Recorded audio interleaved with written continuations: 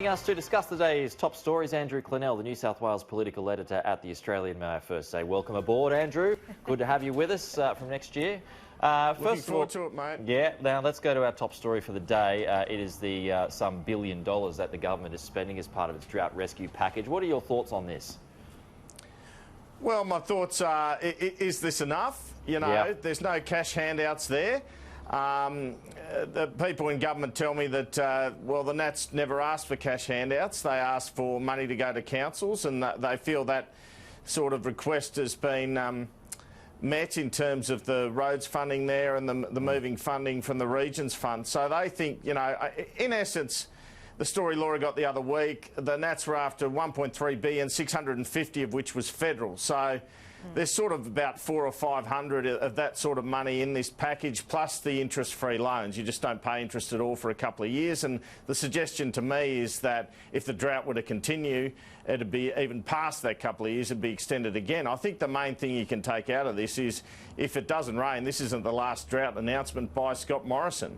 And he's managed to find a way to at least please most of the Nats, I think, for a little while, maybe a month, and then we'll see it all fire up again. I mean, it's one of those things, until you get rain, people aren't going to be happy still, unfortunately, for Scott Morrison. Look, I think people will fire up anyway. The concessional loans, it's a reasonable policy. What happens in 2 years if farmers can afford to pay it back? You know, it remains to be seen what the government will do there. But I think you're right, Andrew, the government will probably extend it. But what about this money for councils? They really haven't got all that much, an extra $6 million for 6 councils. But also, they're rating essentially what is seen as a Nationals fund, Building Better Regions fund, to pay for it. Well, I mean, this is exactly why the Nationals leaked the other week, isn't it? Because they wanted to say this is what we fought for, so that when the announcement came on what they got, some of the people in that party room could say, hey, well, it's not what was asked for, and McCormack's not doing the job. So it's really interesting what's going to happen in the Nationals party room over the next few weeks. We've got a couple of sitting weeks left. Is there just the slightest chance, and I think it's probably unlikely, but still possible, that there could be a move on Michael McCormack? I mean, we've got to watch for that. Barnaby's still there. He's not happy. He'd happily have anyone but McCormack. But, you know, it's not something the Nationals have ever done, a spill. It's just an intriguing situation with McCormack under real pressure in that party room to do a bit better. So let's see how this unwinds. Well, David Gillespie's eyeing it off as well. He didn't quite deny that last week when it was put to him. No, and just quickly on numbers, my assessment of the situation is that there's about 5 unhappy Nationals within that party room. 3 are willing to throw grenades. 2 are a little bit more mildly unhappy. Would they move? I don't think they have the guts to. That's my assessment. And, you know, the Nats often talk a big game. So, you know, if you hear about a Liberal or a Labor spill, Laura, you pretty much know that it's on at least in a few months' time. But the Nats, you hear about it all the time, and then nothing happens. So often that talk also is just used as leverage on policy, and it's quite effective. And Gillespie obviously very upset about the Dairy Farmers Code of Conduct and the way Bridget McKenzie's handled that. So, yeah, he's getting out there for his electorate. All right, Andrew, on to the review, the Labor review. Who's getting both barrels?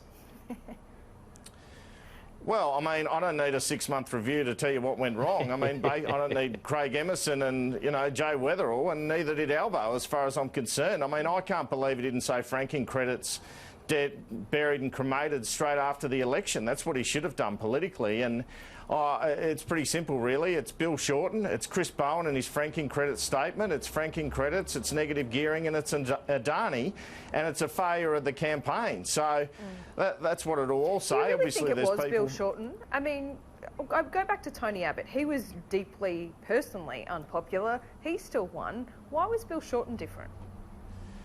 Well, I just think that, you know, 5 years at it,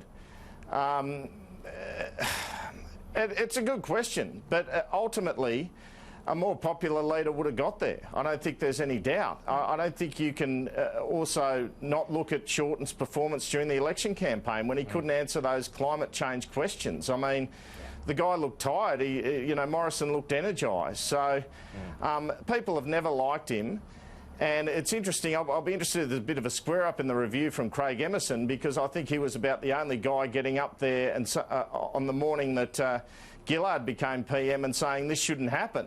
And I think it really lasts with people, that image of Shorten on the phone outside the Chinese restaurant in Canberra, in Manuka, where he's making the calls to roll Kevin Rudd. I don't think that's left a lot of voters. So combine that with a whole bunch of unpopular policies. So there's no one reason, but if you put the two together, it's good night nurse. I mean, Tony Abbott was pretty small target other than unwinding unpopular policies, so he could get away with a bit of personal unpopularity in that situation. So, I mean, these are hypotheticals here, but if Albo was Labor leader for the last election, do you think he would have got there? Not with those policies. I mean, a few with those policies, good question.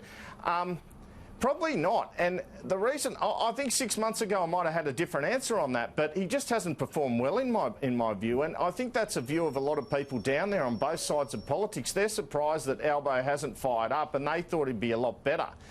He's that classic kind of leader of the House or number two who looks excellent at that level, but when they step up, they don't quite get there. I saw Julia Gillard as another performer like that. She was a very good Deputy Prime Minister, but when she became PM, she just didn't have it. So you can make all those sort of assessments with hypotheticals, but until they're tested in that hot seat, you'll never know. And I'd say we've seen enough of Albo now to say he wouldn't have made much difference, particularly in a place like Queensland. I mean, he's never going to go all the other way on Adani, for example. Yeah, tough gig, though, trying to pull the party together just after an election loss like that. And, you know, I would argue at this stage of the election cycle, it doesn't matter how he's performing. It's what happens next year to pull the party together, and then the year after that an election. But Andrew, we'll be discussing all of this for many, many hours to come next year and between now and Christmas too. Thanks so much for your time. Thank you.